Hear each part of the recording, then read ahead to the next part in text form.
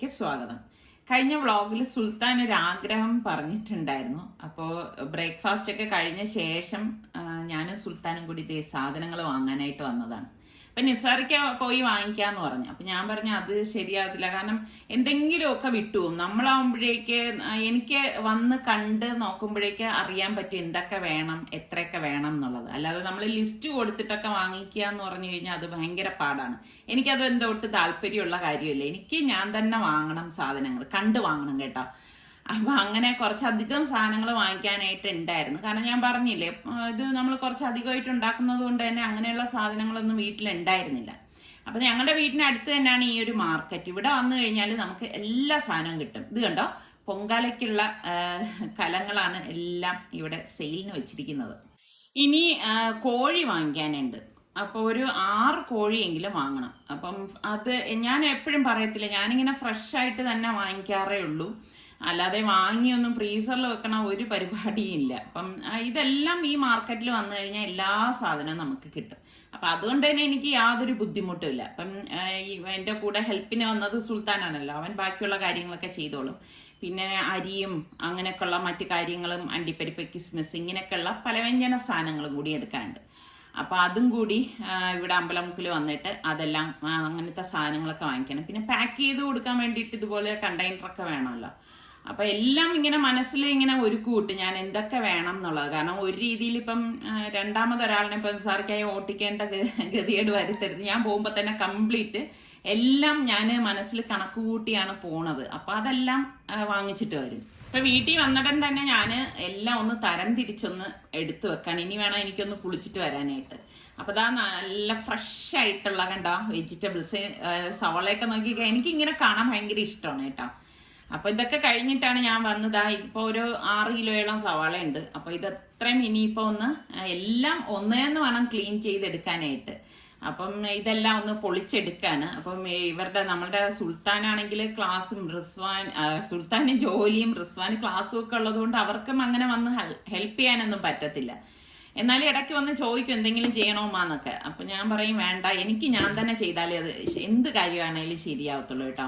അപ്പം ഈ ഒരു സംഭവമാണ് ഇച്ചിരി പാട്. നമുക്ക് ഈ ഇഞ്ചി വെളുത്തുള്ളിയൊക്കെ പൊളിച്ചെടുക്കുന്നത്. സവാളയൊന്നും അങ്ങനെ വലിയൊരു ബുദ്ധിമുട്ടൊന്നുമില്ല, പെട്ടെന്ന് എല്ലാം ക്ലീൻ ചെയ്തെടുക്കാൻ പറ്റും. അപ്പോൾ കുറച്ച് വെളുത്തുള്ളിയൊക്കെ ഞാൻ എടുത്ത് വെള്ളത്തിലിട്ട് വെച്ചിട്ടുണ്ട്. അല്ലാത്തത് ഇതുപോലെ ഒന്ന് പൊളിച്ചെടുക്കണം. എനിക്കാണെങ്കിൽ പ്രീ പ്ലാനിങ് ഒന്നും ഒരു കാര്യത്തിലും ഇല്ല കേട്ടോ. അപ്പോഴപ്പോഴ് സഡനായിട്ട് ചെയ്യുക, അത്ര മാത്രമേ ഉള്ളൂ. ഇപ്പം ഈ പറഞ്ഞ മാതിരി ഒരു കാര്യം ഒരാൾ നമ്മുടെ അടുത്ത് പറയുമ്പോഴേക്ക് നമ്മളാൽ ചെയ്യാൻ പറ്റുന്നതാണെങ്കിൽ ചെയ്തു കൊടുക്കുക എന്നുള്ളതാണ് എൻ്റെ ഒരു പോളിസി കേട്ടോ. അപ്പം ഇതെല്ലാം പെട്ടെന്ന് ഞാനെല്ലാം ഒന്ന് ക്ലീൻ ചെയ്തൊക്കെ എടുക്കുന്നുണ്ട്. അതായത് ഇപ്പോൾ കണ്ട എല്ലാം വൃത്തിയാക്കിയൊക്കെ എടുത്തു. ഇപ്പോൾ ഈ കഴുകിയെടുക്കണം, എല്ലാം നല്ല വൃത്തി ഒന്ന് കഴുകിയെടുക്കണം. അപ്പം കുറച്ച് ക്വാണ്ടിറ്റി കൂടുതലുള്ളത് കൊണ്ട് നമ്മൾ അത്രയും സമയം എടുക്കും എല്ലാം ഒന്ന് വൃത്തിയാക്കി വരാനായിട്ട്. അപ്പം ഞാൻ ഇതെല്ലാം ഒന്ന് ക്ലീൻ ചെയ്ത ശേഷം നമ്മളുടെ ഹെൽപ്പറിനെ വിളിച്ചു. ഇദ്ദേഹം ഉള്ളത് കൊണ്ടാണ് എനിക്ക് പകുതി സമാധാനം കേട്ടോ. കാരണം ഉള്ളി നമ്മൾ അരിയാൻ നിൽക്കുക എന്ന് പറഞ്ഞു കഴിഞ്ഞാൽ ഒത്തിരി ടൈം എടുക്കും. അപ്പോൾ നമ്മളുടെ ഈ പ്രോസസ്സറിലാവുമ്പോഴേക്ക് പെട്ടെന്ന് എല്ലാം കണ്ടോ വിചാരിച്ചിരിക്കുന്ന മുമ്പ് തന്നെ അരിഞ്ഞിങ്ങ് തരും. അപ്പൊ അതെനിക്ക് വലിയൊരു ഉപകാരമായിരുന്നു കേട്ടോ. അപ്പൊ ഇതൊക്കെ മനസ്സിൽ കണ്ടുകൊണ്ടാണ് ഞാൻ ഓരോന്നും അതിന്റെ സമയം അഡ്ജസ്റ്റ് ചെയ്തൊക്കെ ജോലികൾ നടത്തിക്കൊണ്ടിരിക്കുന്നത്. ഞാൻ എപ്പോഴും ജോലി ചെയ്യുമ്പോഴും മനസ്സിലൊരു കണക്കുകൂട്ടലുകൾ എനിക്ക് ഉണ്ടാവും കേട്ടോ. അപ്പൊ ഉള്ളിയെല്ലാം ഞാൻ ഇതുപോലെ എല്ലാം ഒന്ന് റെഡിയാക്കിയൊക്കെ വെച്ച് കഴിഞ്ഞാൽ നമുക്ക് ജോലി ചെയ്യാൻ എളുപ്പമായിരിക്കും. ഇപ്പൊ ചിക്കൻ എല്ലാം ഒന്ന് ക്ലീൻ ചെയ്യണം. നമുക്കൊക്കെ ചിക്കൻ കഴിക്കാൻ ഇഷ്ടമാണെങ്കിലും അത് ക്ലീൻ ചെയ്യുക എന്ന് പറയുന്നത്, പ്രത്യേകിച്ച് നമ്മൾ ഇത്ര ഒരു ബൾക്കായിട്ടൊക്കെ എടുക്കുമ്പോഴേക്ക് ഭയങ്കര ഒരു എന്ത് പറയാൻ, അതിൻ്റെ ആ ഒരു സ്മെല്ല് വരുമ്പോൾ ബുദ്ധിമുട്ടാണ്. ആദ്യം 2-3 കഴുകാൻ, പിന്നെ ഇതെല്ലാം ഒന്ന് നല്ല വൃത്തി ഒന്ന് കഴുകി എടുക്കണമല്ലോ. അപ്പം എനിക്കാണെങ്കിൽ പൊതുവെ ഈ ചിക്കൻ കഴുകാൻ ഭയങ്കര പാടാണ് കേട്ടോ. നിങ്ങൾക്കൊക്കെ ഇങ്ങനെയുള്ള ബുദ്ധിമുട്ടുള്ളവരുണ്ടോ? കഴിക്കാൻ ഭയങ്കര ഇഷ്ടമാണ് സംഭവം. അപ്പോൾ ഇത് നമുക്ക് എത്ര അങ്ങോട്ട് കഴുകിയാലും ഒരു തൃപ്തി വരത്തില്ല. അപ്പം എന്തായാലും ഇതെല്ലാം നല്ല വൃത്തി ഒന്ന് ബ്ലഡും എല്ലാം പോകത്തക്ക രീതിയിലൊന്ന് കഴുകിയെടുക്കുകയാണ് ഞാൻ.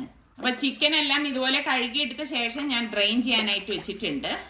ഇനി നമുക്ക് ഈ ഇഞ്ചി വെളുത്തുള്ളി എല്ലാം ഒന്ന് പേസ്റ്റ് ആക്കി വെക്കണം. അപ്പോൾ എൻ്റെ കയ്യിലിരുന്ന പേസ്റ്റ് ആണെങ്കിൽ തീരെയും ചെയ്ത്, അപ്പോൾ അതുപോലെ അത് തികയത്തില്ല, ഇതിപ്പോൾ കുറച്ച് കൂടുതൽ വേണ്ടേ. അതുപോലെ പച്ചമുളകും ഒന്ന് ഇതുപോലെ ഒന്ന് ക്രഷ് ചെയ്ത് അത് മാറ്റി വെക്കാണ്. അപ്പം ഇതിപ്പോൾ ചിക്കൻ കറി വെക്കാൻ വേണ്ടിയിട്ട് ഞാൻ പാത്രം അടുപ്പത്തേക്ക് വെച്ചിട്ട് ഓയിൽ ഒഴിച്ചിട്ട് ഇതുപോലെ പെരിഞ്ജീരകവും പട്ടയും ഗ്രാമ്പും മസാലകളെല്ലാം ഹോൾ മസാല എല്ലാം ഇട്ട് കൊടുക്കുകയാണ് കേട്ടോ. ഇട്ട് കൊടുത്തിട്ട് നമ്മൾ ഈ അരിഞ്ഞു വെച്ചിരിക്കുന്ന സവാള ഉണ്ടല്ലോ അത് ഫുള്ളായിട്ട് ഇട്ട് കൊടുക്കണം. അപ്പോൾ നമ്മൾ ഗ്യാസിലൊക്കെ വെച്ചിട്ട് ചെയ്യുമ്പോഴേക്കും അങ്ങോട്ട് തീക്ക് സത്യം പറഞ്ഞാൽ ഒരു ഉഷാറും ഇല്ല കേട്ടോ. അപ്പം നിസാറിക്ക് പിന്നെ അടുപ്പിൽ വെക്കാൻ പറഞ്ഞിട്ട് ഞാൻ അടുപ്പ് കത്തിച്ചിട്ട് അവിടേക്ക് കൊണ്ടുവന്ന് വെച്ചാണ്. കാരണം അല്ലെങ്കിൽ ഇത് നടക്കില്ല എന്നെനിക്ക് മനസ്സിലായി. അപ്പോൾ അടുപ്പാകുമ്പോൾ നല്ല സൗകര്യത്തിന് നല്ല ഫ്ലെയിം നമുക്ക് നല്ല തീ കിട്ടത്തക്ക ഇതിൽ ആകുമ്പോൾ നമുക്ക് പെട്ടെന്ന് റെഡിയാക്കാൻ പറ്റും. അപ്പം ഞാനിപ്പോൾ എനിക്കൊരു ഉദ്ദേശ കണക്കുണ്ടല്ലോ, ആ കണക്ക് വെച്ചിട്ട് ഞാൻ മസാലപ്പൊടികളെല്ലാം എടുത്തിട്ട് ഇനി ഒന്ന് അരച്ചിട്ടെടുക്കണം. അരച്ചിട്ടെടുക്കുമ്പം എന്താന്ന് വെച്ചാൽ അതായത് കൊഴുപ്പുണ്ടാവും, കറിക്ക് നല്ല കൊഴുപ്പുണ്ടാവും. നമ്മൾ പൊടികൾ ഡയറക്റ്റ് അതിൽ ഇടുന്നതിൽ നിന്ന് നല്ലതാണ് ഇതുപോലെ അരച്ചിട്ടൊക്കെ നമ്മൾ ഇടുമ്പോഴേക്ക്.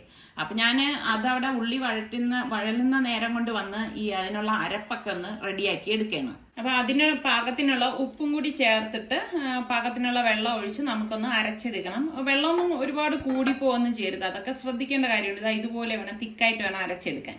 അപ്പൊ ഉള്ളി ഇവിടെ വഴണ്ട് വരുന്നുണ്ട്. അപ്പൊ എപ്പോഴും നമ്മൾ നല്ല തീയിൽ തന്നെ ഇങ്ങനെയുള്ളതൊക്കെ ഇട്ട് വേവിക്കണം. അപ്പോൾ ഞാൻ വഴണ്ട ശേഷമാണ് ഇഞ്ചി വെളുത്തുള്ളി പേസ്റ്റും പച്ചമുളക് ചതച്ചതും ഒക്കെ ഇതിലേക്ക് ഇട്ട് കൊടുക്കുന്നത്.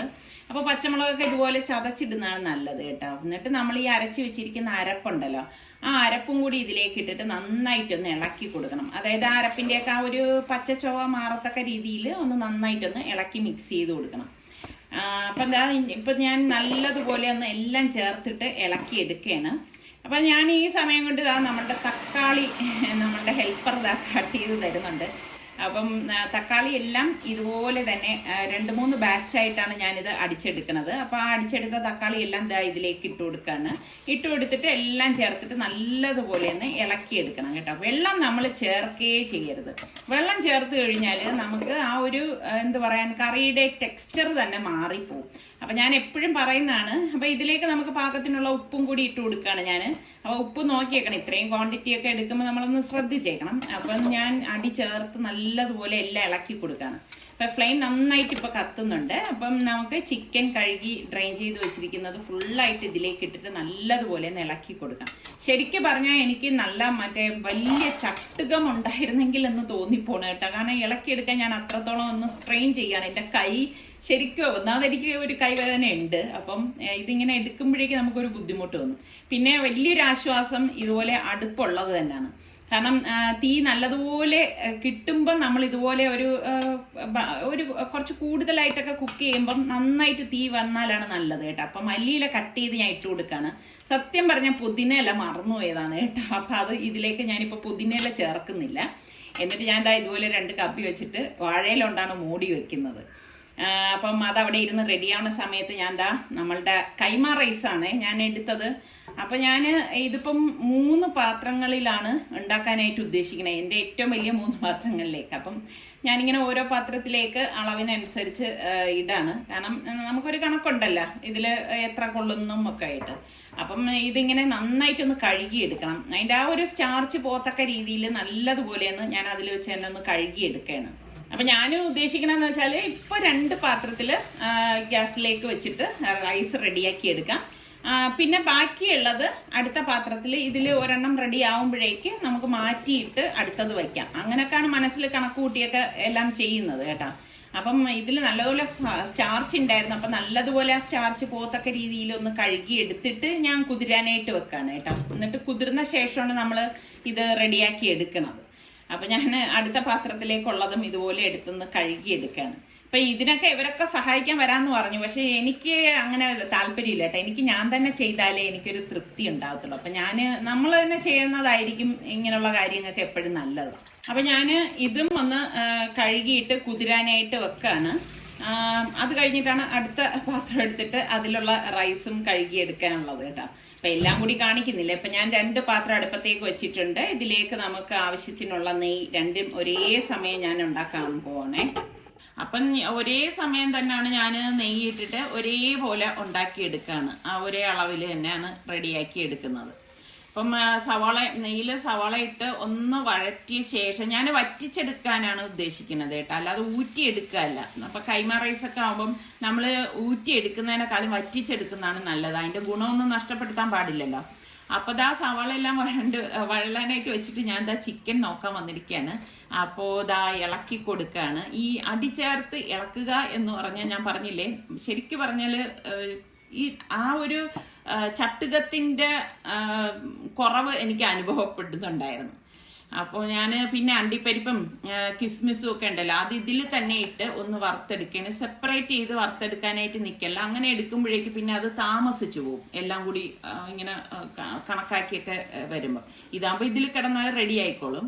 പിന്നെ നമ്മൾ തയ്യാറാക്കിയിരിക്കുന്ന ആ ഇഞ്ചി വെളുത്തുള്ളി പേസ്റ്റൊക്കെ ഉണ്ടല്ലോ, അതെല്ലാം ഇതിൽ ഇട്ട് കൊടുക്കുകയാണ്. രണ്ടിലും ഒരേപോലെ തന്നെ ഞാൻ പറഞ്ഞില്ലേ ഇട്ടിട്ട് ഒന്ന് ഇളക്കി കൊടുക്കുകയാണ്. അതായത് അതിൻ്റെ ആ ഒരു പച്ചമണം മാറത്തക്ക രീതിയിൽ ഒന്ന് ഇളക്കിയെടുക്കണം. അപ്പം ഇതിനിടയിൽ ഇതിലൊഴിക്കാനുള്ള വെള്ളം ഞാൻ തിളപ്പിക്കാൻ വെച്ചിട്ടുണ്ടായിരുന്നു. അപ്പോൾ ആ വെള്ളം ഞാൻ പാകത്തിന് ഓരോ പാത്രങ്ങളിലേക്ക് ഒഴിക്കുകയാണ്. അപ്പം ഇതൊക്കെ നമ്മൾ ഈ ഒരു ഗ്യാസിലാണ് ഞാൻ തിളപ്പിച്ച് വെള്ളമെല്ലാം മാറ്റി വെച്ചത്. അപ്പം ഇതൊക്കെ ടൈം എടുത്ത കാര്യങ്ങളാണ് കേട്ടോ. പിന്നെ നമുക്ക് ഇതിലേക്ക് പാകത്തിനുള്ള ഉപ്പും ഒക്കെ ഇട്ടിട്ട് നല്ലതുപോലെ ഒന്ന് ഇളക്കി കൊടുക്കണം. നമ്മളിപ്പോൾ തിളപ്പിച്ച വെള്ളമാണെങ്കിലും ഇതിൽ കിടന്ന് ഒരു തിള വന്ന ശേഷം മാത്രമേ നമ്മൾ അരി കഴുകി ഊറ്റി വെച്ചിരിക്കുന്ന അരി ചേർത്ത് കൊടുക്കാവൂ.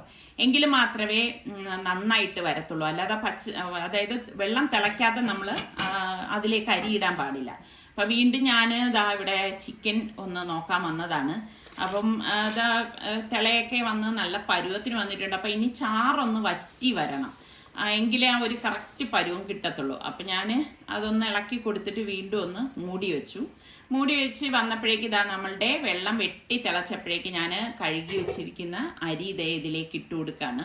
അപ്പോൾ എനിക്കൊരു കണക്കുണ്ടെന്ന് ഞാൻ പറഞ്ഞില്ലേ, കറക്റ്റാണ് ഈ ഒരു പാത്രത്തിൽ എത്ര കൊള്ളും എന്നുള്ളത്. അപ്പം അരി ഇട്ടിട്ട് നന്നായിട്ടൊന്ന് ആദ്യം ഒന്ന് ഇളക്കി കൊടുക്കും. ഇളക്കി കൊടുത്തു കഴിഞ്ഞാൽ പിന്നെ ഇനി ജോലിയൊന്നുമില്ല, അത് നമുക്ക് മൂടി വെച്ച് കഴിഞ്ഞാൽ അത് അവിടെ ഇരുന്ന് റെഡി ആയിക്കോളും. പക്ഷെ ഇങ്ങനെയൊക്കെ വയ്ക്കുമ്പോഴാണെങ്കിലും നല്ല ഞാൻ നേരത്തെ പറഞ്ഞതുപോലെ വലിയ അടുപ്പൊക്കെ ഉണ്ടെങ്കിൽ നമുക്ക് വലിയ പാത്രമൊക്കെ ഉണ്ടെങ്കിൽ ഒറ്റ ട്രിപ്പിന് തന്നെ നമുക്ക് ഇതൊക്കെ റെഡിയാക്കി എടുക്കാം, യാതൊരു ബുദ്ധിമുട്ടും ഉണ്ടാവത്തില്ല. അപ്പോൾ ഇതെല്ലാം ഒന്ന് ഇളക്കി വയ്ക്കുകയാണ്. രണ്ടും ഞാനൊന്ന് ഇതുപോലെ ഒന്ന് ഇളക്കിയിട്ട് മൂടി വെച്ച് കൊടുക്കുകയാണ്. അപ്പോൾ ഇടയ്ക്ക് ഞാൻ വന്നു, നമ്മളുടെ ചോറൊക്കെ റെഡിയായി വന്നിട്ടുണ്ട്. അപ്പോൾ അടി ചേർത്ത് ഞാനൊന്ന് ഇളക്കി വിടണം. ഇനി എവിടെയെങ്കിലും വെള്ളത്തിൻ്റെ അംശമൊക്കെ ഉണ്ടെങ്കിൽ പോകാനാണ്. അപ്പം നമ്മളുടെ 2 പാത്രങ്ങളിലുള്ള റൈസും അവിടെ റെഡിയായി വന്നിട്ടുണ്ട്. അപ്പം ഇത് തണുക്കുമ്പോഴാണ് കറക്റ്റ് പരുവം വരുന്നത്. അപ്പം ഇതിനി മാറ്റി വെച്ചിട്ട് വേണം അടുത്ത പാത്രത്തിൽ എനിക്കിതുപോലെ റൈസ് തയ്യാറാക്കാൻ. അതിനിപ്പം ഞാൻ ഇതിൽ കാണിക്കാനൊന്നും പോകുന്നില്ല കേട്ടോ. അപ്പോൾ ചിക്കൻ്റെ ഇലയൊക്കെ ഞാനൊന്ന് മാറ്റി നോക്കാണ്. അപ്പോൾ ഇപ്പോൾ ഓൾമോസ്റ്റ് എല്ലാം റെഡിയായി വന്നിട്ടുണ്ട്. അപ്പോൾ ഇനിയിപ്പം ഈ അടുപ്പിൽ നിന്ന് നമ്മളുടെ കറി ഒന്ന് മാറ്റണം. അപ്പോൾ അതിന് മുൻപ് ഞാൻ ഇതൊന്ന് ഇളക്കി ഇട്ട് കൊടുക്കുകയാണ്. ഇളക്കി എടുക്കുമ്പോഴേക്ക് കറക്റ്റ് പരുവാണ് കേട്ടോ. അപ്പോൾ ഇനിയിപ്പം ഇത് പാക്ക് ചെയ്യണം. അപ്പം നിസാർക്ക് ഇവിടെ ഇരുന്ന് പാക്ക് ചെയ്യാണ്. ഓരോന്ന് കുറേ ഉണ്ടല്ലോ, അപ്പം ഓരോ ഇതിലായിട്ട് നിസാർക്ക് തന്നെ എല്ലാം പാക്ക് ചെയ്തെടുക്കുകയാണ്. കാരണം എനിക്ക് പിന്നെ ഈ ഇളക്കി കൈക്ക് ഒരു ഇതായത് കാരണം നിസാർക്ക് തന്നെ എല്ലാം പാക്ക് ചെയ്യാന്ന് പറഞ്ഞു.